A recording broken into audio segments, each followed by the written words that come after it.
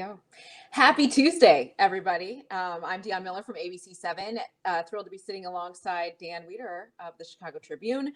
And we're just going to chit chat about, our world right now, right? All of it.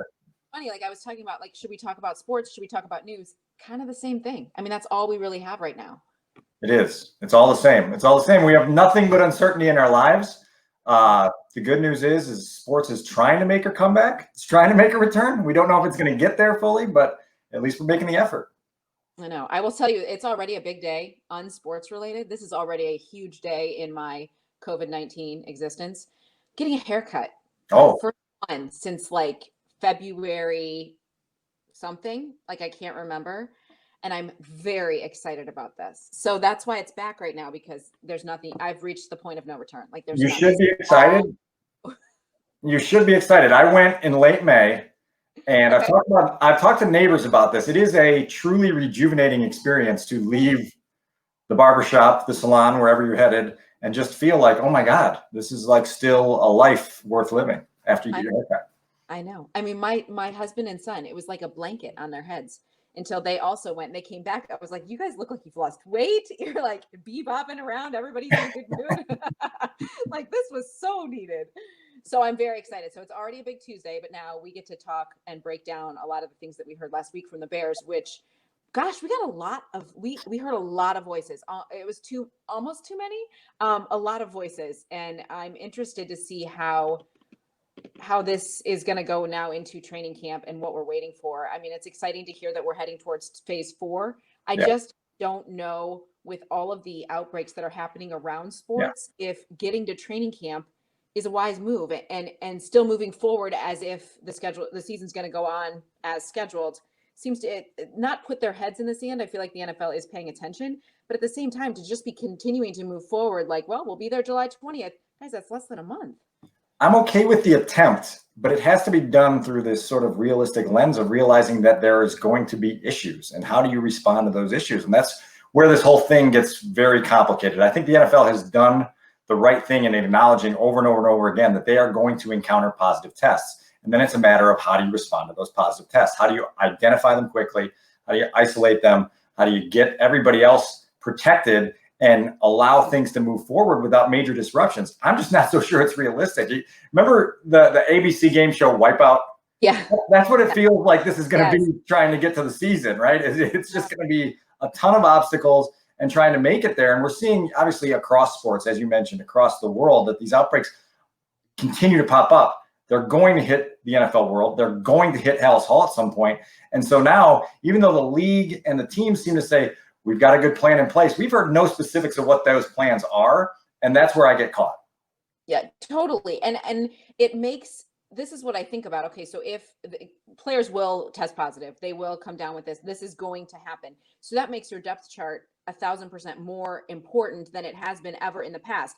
How do you build the depth chart? Training camp. Well, is it even smart to get to training camp? So it's like all these dominoes that would have to be in place. And I just feel like there's a lot more questions than answers. Than it's not as simple as saying we have protocols in place. We'll see you all on the 20th. I just don't think it's that simple. And then seeing how by that point we'll have the NBA bubble going, the MLS bubble going. So seeing if that is working in any capacity. I'm also interested. I keep an eye, baseball. I love baseball. I keep an eye on the Korean Baseball League and how they've done things in Taiwan and what's going on. And I've not heard of these major outbreaks. So are they handling it the right way? And I would hope that NFL officials, NHL, all of them are paying attention to that too, and saying, okay, well, if it's working here and they're not overtly exposed and we're not running into that issue where major players and numbers of players are being quarantined, then perhaps they can model that same thing here.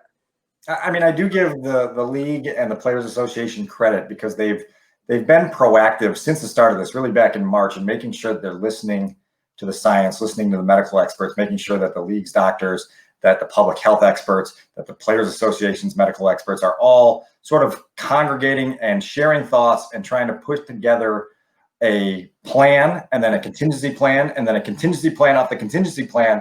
But as you mentioned, the complications here are that football does not lend itself to distance, right? And all we're talking about is distancing. Every play starts with a huddle. Every play ends with a pileup of bodies. There's spit and snot and sweat flying between helmets on every single play.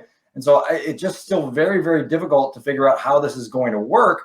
Now, if you're okay with a handful of positive cases and you feel like you can endure that, and you feel like you've got healthy, elite athletes in their 20s and early 30s, and you can survive some of this, let's give it a try and see how it goes. But I think everyone has to be ready for the idea that we might get going and we might have to stop abruptly just as quickly and endure a lengthy shutdown of everything again. I feel like that is the fear, right? I mean, as exciting as it is to hear that things are opening up and we're moving into phase 4 and we can do all these things, there's still an apprehension just as a human being. There's still an apprehension as a parent, as like, are we going to just navigate the world the same way? I mean, I haven't left my house to go do a story in 4 months. I mean, it's just, as crazy as that seems, it's what has been required, and there hasn't been that necessity to expose myself. So now as sports comes back, there's going to be a whole wave of people who haven't really been exposed being exposed. I mean, that's what's really going to happen here. So there's just a lot of unknown, and I think there's reason to be cautious. I want to be optimistic and see, and I want to see some football. That would be awesome. But I mean, I don't even know how they would let us cover games. Like, what's that even gonna? I mean, again, it's just, there's so much to think about. That's it. I have no idea the next time that I will set foot in a locker room. I have no idea the next time I will set foot in a stadium. I never thought that I would miss taking an Uber to O'Hare International Airport as much as I have the last few months. It just feels like we've been stripped of our identity to some extent. And so part of this is that this is a billion-dollar industry, and there's a lot of people that work in sports that are tangential to the actual teams. And so I think we're all rooting for this to work, right? Let's be very clear that this has got to find a way to work sometime, somehow, some way up the road. Just very apprehensive about what it's going to look like in the early stages, and very uncertain, obviously, because look, covering games from your couch and doing Zoom post-game press conferences afterwards just isn't the same. It's not the same buzz. But at this point, I'll take anything. Agreed. 1,000% agreed, which is why we get so excited to talk to 12 different coaches in a 2-day span on Zoom. Which, P.S., why did we not invest in Zoom, right? Like, somebody should have said, buy stock in Zoom, like last December, and we would be rolling right now. Anyway. Yeah, I wouldn't be doing this. I would be off somewhere in Maui, and I'd be screwing all this over. Exactly. I would be gone. Okay, so we did hear from a lot of the coaches last week. I want to know offensively, because that's where the biggest question marks remain, obviously. But what we heard from John DeFilippo, and I loved his enthusiasm. I loved his energy. And I believe the things that he says. I think it's quite clear he already has that foundation with Nick Foles. I think that was quite clear. And how you're going to start to even try to build that with Mitch Trubisky over virtual offseason is strange to me. And I don't know how you would even be able to remove your bias or your previous relationship from evaluating the guy who needs, the most reps, the most heat. Mitch Trubisky suffers the most if the football season does not go on as planned, in my opinion. Right. I mean, there's an open competition at quarterback that the Bears envisioned back in January with grand visions of what it could become. And now it just keeps getting more abbreviated and more abbreviated and more abbreviated. And it's going to be very short for them to have to make a decision on who they want to start at quarterback in week 1 against the Detroit Lions. The Trubisky-Foles dynamic is interesting. As you mentioned, John DeFilippo's personal bias isn't just working with Nick Foles, it's winning a Super Bowl with Nick Foles, right? Taking over for Carson Wentz. And so that memory is going to stick with you for a long time, and you're going to have that trust factor built in. What I do appreciate about the changes to the Bears offensive staff is that John DeFilippo, Bill Lazor, in different ways are echoing the sentiment that Matt Nagy has laid out since really last November. And that's this urgency that the Bears don't have time or patience or wiggle room anymore to sort of let Mitch develop at his own rate. It's go time. And they've all been very clear in different ways about, you better produce now or it's over. We're going to pull the plug. We're going to turn to this other guy that we all have experience with in previous stops, and it's going to be his show to run. And so I think Lazor said it very kindly and gracefully last week in saying that, hey, we've communicated to Mitch, you're still in control of your story. You have the pen. You can still write the story. But as soon as you make a typo, as soon as you go off script, as soon as everything is screwed up a little bit, you're no longer in control, and we've got to do what's best for the organization, for our own professional livelihoods. And that's why I think that even if Trubisky does get the luxury of starting week 1, he's going to be on a very short leash, and the plug can be pulled at any moment. Doesn't he have to be at this point though? I mean, Have to be. he has to be. There is no he has put them in a position where this is his reality, and he's actually done that for himself. And I know that he can write his own story. Yeah, that it would be a great story if he's able to like turn it around. I just don't know if he can actually like literally do that. He's a great guy and he is a leader and guys love him. That's wonderful. It's not a personality contest. It is, you have to produce on the field. And I don't know if he can physically and mentally put it all together at the level the Bears need him to. Yes, he can play in the NFL, but you don't want a pretty backup still trying to replace Sid Luckman 70 years later. That's not real. Like, here we are. They can't seem to get that right. And now Mitch has given them no choice but to put this pressure on him.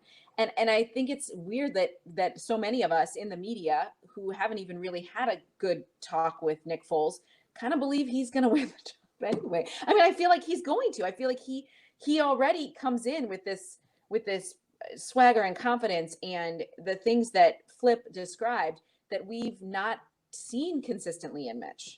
For me, it's certainly a when, not if scenario that Nick Foles will be your Bears starting quarterback. Now, again, this abbreviated preseason, if the Bears get 2 preseason games, 0 preseason games, how does that affect the evaluation? And given that they've already said multiple times that Trubisky is going to be taking the first reps with the first unit when they take their first practice, do they just give him that first game necessarily to just see what he can do? And then if he doesn't produce, then you flip the page and you move on. They've obviously turned their lens to prioritize production over patience. And you could feel that at the end of last year that Matt Nagy's patience had worn thin. He was tired of waiting for the breakthroughs. And they've talked to us really for the last 5 months about the things that Mitch needs to be better at. He's got to be a master at understanding coverages, right? Okay, that is a pretty easy prerequisite for a starting quarterback. Figure out what you're seeing from a defense and make the right reads. They said he's got to trust the pocket better. They said he's got to be better with his footwork. They've talked about mastering that touchdown to check down mentality. Trubisky has to check all of these boxes. Otherwise, the Bears have zero incentive to stick with them. And so that's why, again, I think we're all in agreement right now that Foles will eventually be your starter. Now, this is the Bears. This is the NFL. A lot of times there's injuries. A lot of times there's changes. And so even if Trubisky loses the starting job, I don't think we can write him off because he might be needed in a pinch up the road. But again, this is all up to him trying to prove to them that he is what he hasn't been to this point in his career. And you mentioned like if Foles gets injured, he hasn't played a full 16-game season. Gosh, I can't off the top of my head remember when. So that is an issue. That would have to be an issue. And you don't want to go back and forth because as we've learned from Mitch over the last couple of years, that his mental state can be fragile at times. And they have to find ways to not build him up, but I guess in some ways that make sure they're saying the right things that it doesn't tear him down mentally. And so then they lose him both on and off the field. You can't, I don't think you can have that happen. So I do find it fascinating that a couple of things that Flip talked about when he said some of the understanding the position of quarterback and having command and all those things, some of it's God-given and some of it can be taught. And I think that's where they're at with Mitch. It's like he has talent, he's athletic, all of those things.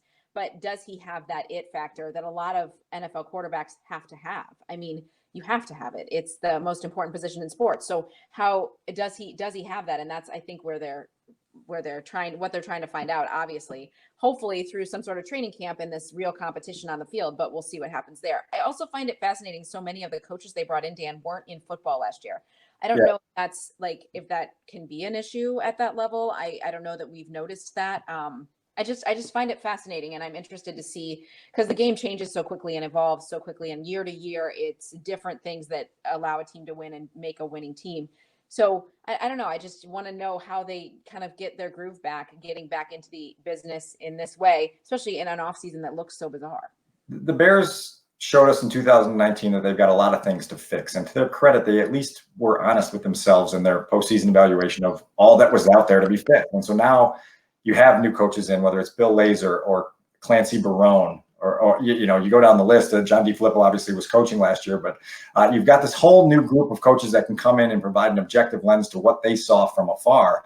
And so they've got to try to be solution-oriented with Matt Nagy. Matt Nagy has to be willing to listen. And to this point, it sounds like from everyone in the building, players, coaches alike, that Matt has been willing to admit his own shortcomings and willing to listen to solutions and try to put this thing back together. The Bears have to figure this out because you go sub 500 again in 2020, even with a pandemic and all the other things that we're dealing with in our country. I think it's going to cost a lot of people their jobs. And so this is go time.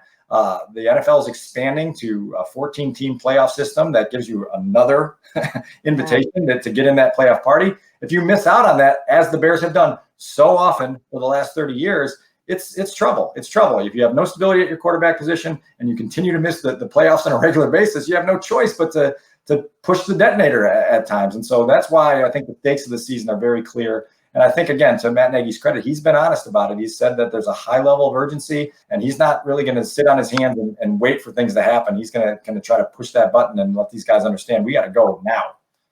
So is the seat hotter for Ryan Pace than anybody else? I think it has to be, right? I mean, Ryan, we've said for a long time, he won't get to the end of his tenure as Bears general manager and be able to make the argument that he never got a fair shake, right? He's been here for a long time. They're still looking for their first playoff win. He's been allowed to draft a quarterback and miss on that quarterback. He's been allowed to sign quarterbacks in free agency and miss on quarterbacks in free agency. He's been allowed to now trade for a quarterback like Nick Foles. He's been allowed to hire 2 head coaches. He's had his chance to put this roster together. Obviously, if you take a shorter lens and just look at the last 2 years and you say, okay, well, the Bears have gone 20-12 the last 2 years. They've won a division title. You know, they've been 9-3 in the division under the Matt Nagy, Ryan Pace connection. Well, then you say, okay, this is what George McCaskey and Ted Phillips are clinging to, that there's potential here, and we can capitalize on this window of opportunity. The naysayer who's lived Bears football for the last 30 years says, show me, right? We've heard these over and over again, and they never come to fruition. And so it's time for results to matter, in my opinion. And if you don't produce the results, you know, you've had your chance, right? Yeah, for sure. And why they've continued to swing and miss at the quarterback position is just glaringly obvious, as it's been decades since they've been able to consistently compete. And it's a wonder that they have done well in the division over the years, despite the fact that they have not had a good leader in the position. It's just a lot. And I hope we get to football, because I feel like we got to get last year out of there. I mean, they can say all they want that they don't care, but they don't care about 2018 or 19. It's all about 2020. Well, you got to get on the field to actually make 2020 something more than a Zoom call. And I mean, you can't look in the record book and say that was progress if they had great meetings. Like I want to see real football, and I want to see that they're able to do something on the field. And I'm a big fan of Matt Nagy. I think that the coaches love him. They're all they all seem to be cut from that same cloth, right? Like you hear a lot of the same things echoed, the way they present things. And I feel like they've got a culture there that will help this team thrive. Just, gosh, we gotta see it happen behind center. Yeah, well, and the other thing is, Deanne, we got to see anything happening. It's going to be a hard season to cover this football team because we don't know how much we're going to be able to see. And so if you're not able to go to practice, if you're not able to use your own eyes, your own observations, your own ability to sort of network with people in the building to figure out exactly where this team is at, where the quarterback position is at, where everything's at, you're going to have to take people's word for a lot of things. And that's not the journalism that we're used to. And so it's going to be a challenging season to try to sift through and filter through everything they're telling us, because we don't have what we usually see with our own eyes to compare it up against and say, you know, last summer, for example, there was so much optimism in Bourbonnais about Trubisky, and he's coming along and he's making progress. But if you watch the practices every day at Olivet Nazarene University, you left there going, this is a little rickety right now. And those of us who were there every day understood going into the regular season that they were in store for some pretty big bumps. And as it turned out, those bumps lasted for the entire season, right? And that's what 8-8 and a bottom 5 offense looks like. And so, yeah, look, I'm eager to see something with my own eyes again. I'm eager, as you said earlier, to talk to somebody, not over my computer, to be in person, to actually have a conversation, to be able to do these things. We just have no idea when we're going to get that opportunity. And I'm just crawling and clawing at my home office doors to get out of here for a little bit. I know. Oh my goodness. And the hardest things about working at home, I mean, you know, it's like kids and other things are happening and you're always like distracted, and the dog and all. I mean, it's not, there's no focus time to I realized how much I missed that. Like you were saying, like taking O'Hare, like I just missed that time of like just in the car where you're kind of like, okay, now I'm going to work and now I'm getting back. And that is the one thing that I am curious about with all of the sports as they're coming back. How will just the fact that we are still dealing with a pandemic, how does that affect them mentally? It affects us. it has to, we're all human beings. We're all dealing with this. And if they have a family member who has it, or who they've lost a family member, or just dealing with the logistics of it, and mentally how straining that can be for these athletes. I know it was telling to me when the NBA was sending their teams down to the bubble in Orlando that they made sure that they had a mental skills coach with them, because this is navigating all new territory for all of us, and being away from our families. And what if you or I did test positive after we were at a game? Well, then here you are, you'd be locked in your in your in your office. No, do not do that to me. I know, right? You would have to live there. But these are things that we have to now consider. This is our new reality until there is a vaccine and we all feel a little bit more comfortable interacting with each other. But I feel like for all of us, athletes, press, everybody, we're all going to think about interactions totally differently for the rest of our lives. Well, also to your point, professional football and the NFL in general, or specifically, is built on this energy and this contagious sort of passion that when you go to a stadium at 10 o'clock on a Sunday morning, there is that feeling of electricity and everything is alive around you. Well, in 2020, with no fans in the stadium and nobody outside tailgating and pulling into that stadium, what is the emotional void that you feel as a player pulling into this environment that has always been filled with such, energy and enthusiasm and electricity that is now just suddenly dead? Are you able to get through that and focus on your job in a way that allows you to play with emotion, play with passion? And that is going to be a different answer for every team, a different answer for every player. It's going to be very weird to see how players navigate that, because that's unfamiliar to everyone. And it's going to feel for the guys, I would imagine, like a scrimmage a lot of, because you don't want to play that way, but mentally, like you said, you feed off that energy, and you genuinely don't like the person across the line from you, and you're like, the fans are feeding into that, and there's so much of that. I mean, I feel like they pump in noise. It's going to feel like a glorified scrimmage, and I think, that's just the atmosphere you kind of feel like they might be playing in. So how does everybody, and there are so many things that you can't emulate in that practice, or what it feels like. I mean, maybe I'm wrong, but I just feel like there's a lot of unknown about it, that it's going to be an adjustment for them to play that way. And then again, we get back to, is it safe?